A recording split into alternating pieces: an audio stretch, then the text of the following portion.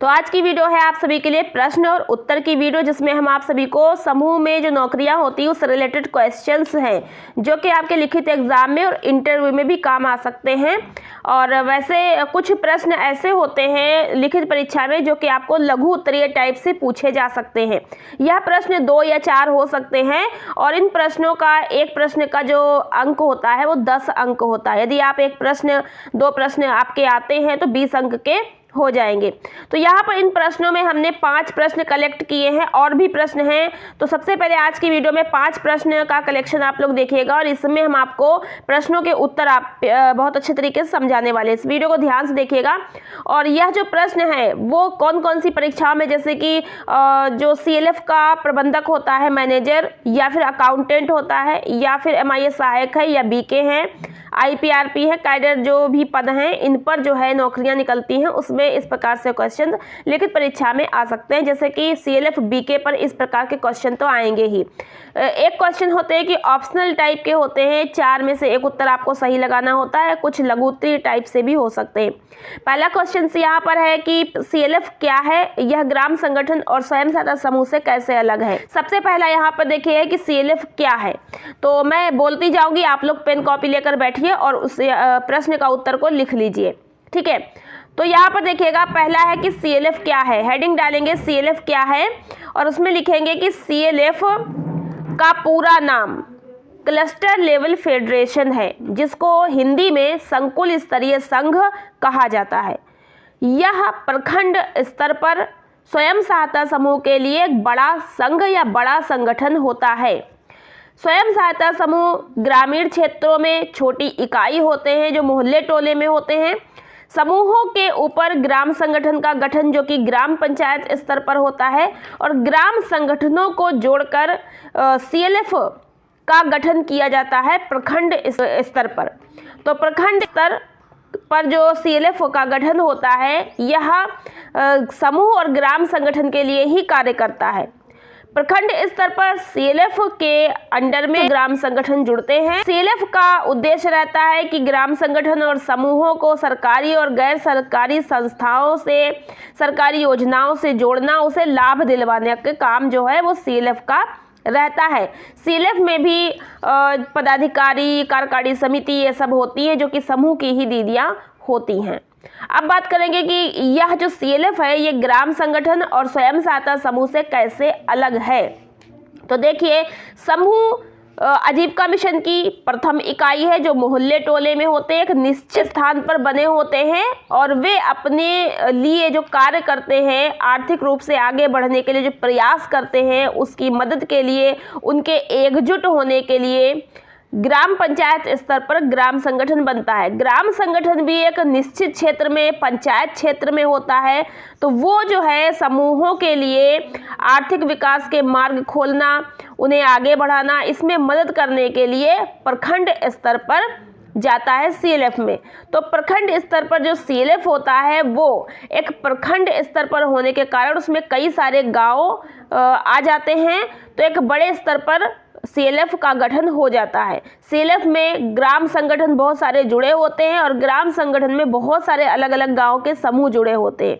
तो CLF का उद्देश्य होता है ग्राम संगठन और समूहों को महत्व देना, उनका संचालन अच्छे से हो, उनको फंड दिलवाने मदद करना, उनको रोजगार से जोड़ना, उनको सरकारी योजनाओं का लाभ दिलवाना, ऐसे बहुत सारे विविध कार्य CLF करता है। तो समूह का कार्य होता है केवल अपने सदस्य को लाभ दिलाना, ग्राम संगठन का काम होता है समूह को लाभ दिलाना, जबकि CLF का कार्य होता है समूह, ग्राम संगठन सभी लोगों को सरकारी लाभ दिलवाना।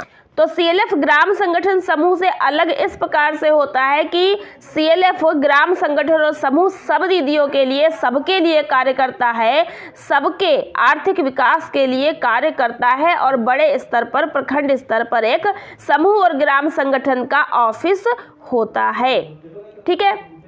उसके बाद दूसरा क्वेश्चन है कि एक समूह को मजबूत बनाने के लिए कौन कौन से नियम सहायक हो सकते हैं। देखिए, समूह आपका मजबूत बने, आगे बढ़े, सरकारी योजनाओं का लाभ प्राप्त करे, तो इसके लिए 5 नियम पूछे गए हैं। या कौन कौन से नियम, तो 5 नियम हैं। तो आपके 5 नियम में पहला नियम है साप्ताहिक बैठक, साप्ताहिक बचत, आंतरिक लेन देन और लेखा जोखा, ऋण वापसी। अगर इन 5 नियम का आप सही तरीके से पालन करती हैं तो आपका समूह मजबूत होगा। तो यह है समूह को मजबूत बनाने के 5 नियम, जिसे पंचसूत्र के नाम से भी जानते हैं। तीसरा प्रश्न है कि एक सक्षम CLF BK की विशेषताएं क्या क्या होनी चाहिए। जैसे कि CLF में एक BK लेखपाल दीदी बुक कीपर रखी जाए तो उसकी क्या क्या विशेषताएं होनी चाहिए। CLF BK की विशेषताओं में है कि वह समूह, ग्राम संगठन और संकुल स्तरीय संघ की अनिवार्य रूप से सदस्य होनी चाहिए।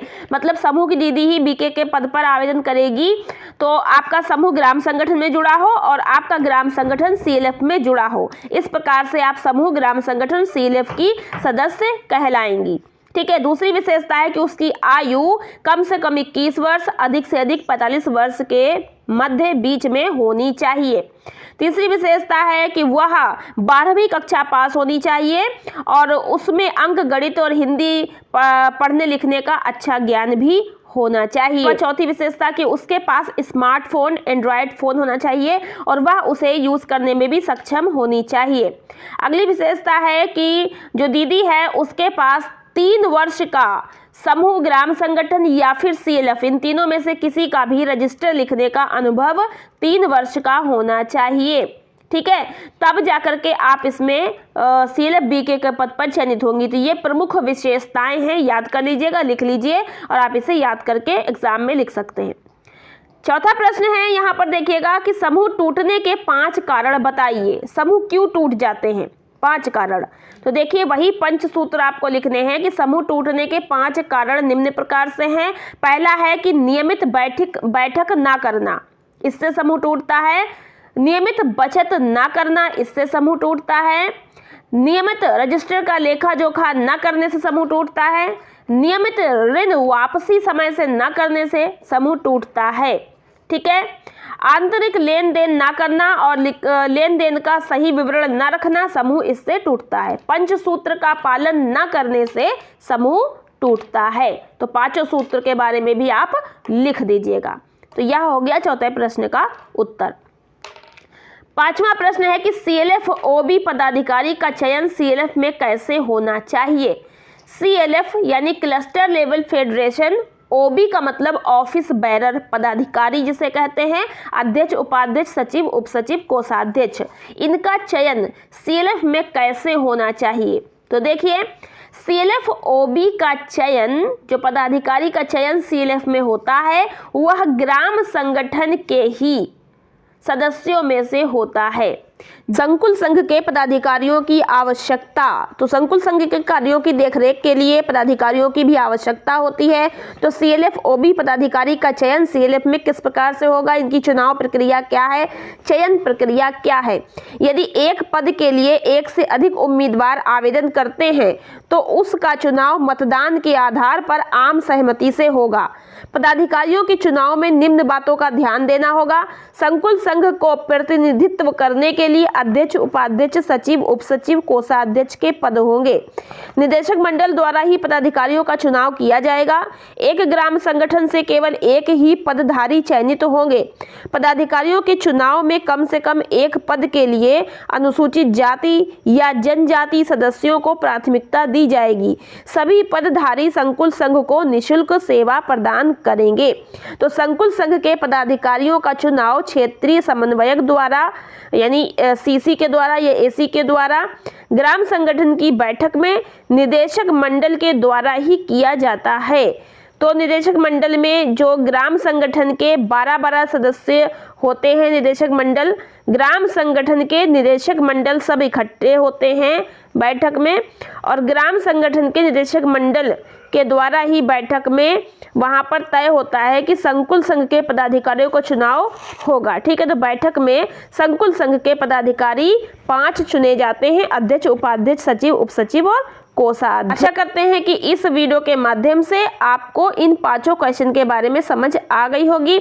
ऐसे ही और भी महत्वपूर्ण क्वेश्चन हैं, 40 से प्लस क्वेश्चन हैं जिसकी वीडियो हम लेकर आपके लिए आएंगे।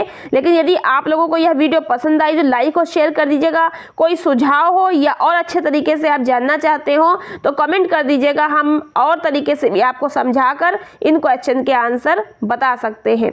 तो आज की वीडियो में इतना ही, और चैनल को सब्सक्राइब करके जाइएगा ताकि अगली वीडियो भी आपको देखने को मिले।